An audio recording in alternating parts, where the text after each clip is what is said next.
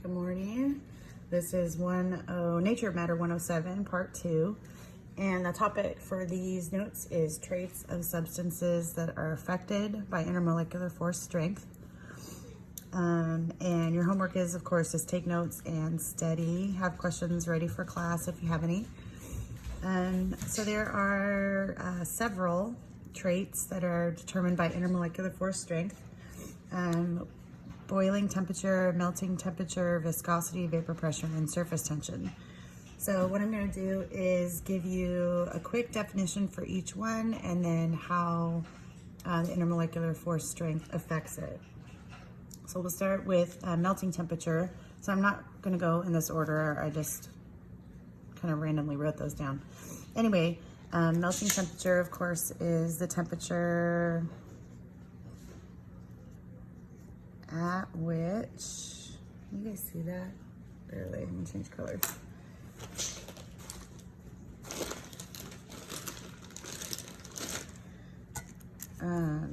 So a temperature at which a substance goes from a solid to a liquid. And we want to remember too that melting temperature is the same temperature as freezing temperature. So it just depends on which direction you're coming from. If you're heating up a substance, then it's the temperature that it's going to melt. And if you're cooling it down, that's the same temperature that it's going to become a solid, from a liquid to a solid. So that's freezing. So freezing, of course, is liquid to solid. Okay, so it's kind of intuitive, I think, to know that as intermolecular forces are increased, melting temperature is also increased because the intermolecular forces hold the substance together or hold the molecules together.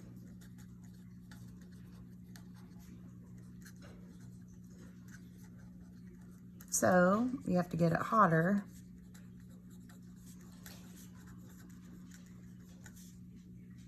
I'll say higher temperature. Get it to a higher temperature to break the molecules apart. So to overcome the intermolecular forces and get it to become from a solid to a liquid.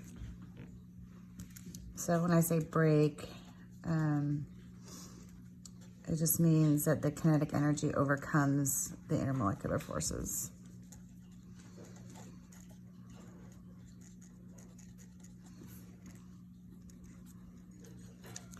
So yeah, you want to remember too, of course, that a solid is like really ordered molecules, and then a liquid is the molecules being able to pass by each other.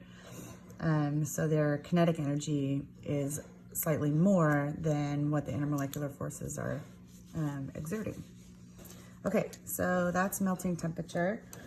And so we'll go to number 2, and that will be vapor pressure and boiling point, because these are very connected. Vapor pressure and boiling temperature. And we've talked about vapor pressure before, but I'm going to give another just really quick definition. If you have a liquid, that at the surface of the liquid where it meets the atmosphere, liquid molecules escape into the gas phase. And this gas exerts a pressure.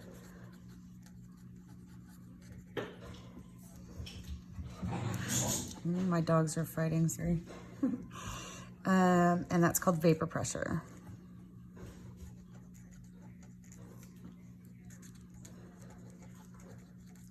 And we've referred to this over and over as PVAP. Okay, and what you want to remember about this is that as intermolecular forces go up, vapor pressure will be decreased at any given temperature.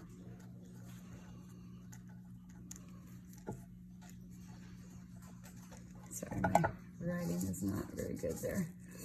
And that's just because the intermolecular forces hold the molecules together in the liquid phase.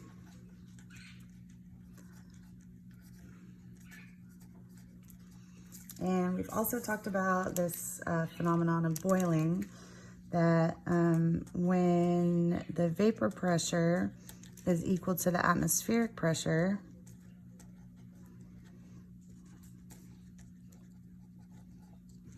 then the liquid boils.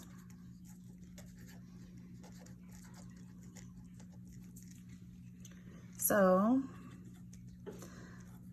as intermolecular forces increase, not only does the vapor pressure go down, but the temperature at which something boils goes up. So boiling temperature goes up.